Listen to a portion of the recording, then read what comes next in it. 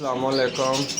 अज इधर लैंदे ने दोबारा फिर पहले उत्थे सी ओहदे उत्ते इत्थे दो छोटे पिंजरे पे ने थल्ले लाई सी ट्रे। वो ट्रे भैन जो खुश्क ही नहीं सी होंदी, बिठा ना गिल्ली रहिंदी सी। मैं कहा मौसम चेंज हो गया, दोबारा इन्हां नूं ना जमीन ते रखा नहीं। ते सरां सही ने चारों, लड़दे भी ने पर है सही ने। पाई सूई की दाना शाना पाया, मिक्स दाना पाया इन्होंने भी। माशाल्लाह सारे बहुत बेहतर ने। वीडियो में लाइक कर देना, चैनल में सबसक्राइब कर देना। जोड़ा कर दे वह भी भला, जोड़ा ना करे वह भी भला। सब दी खैर।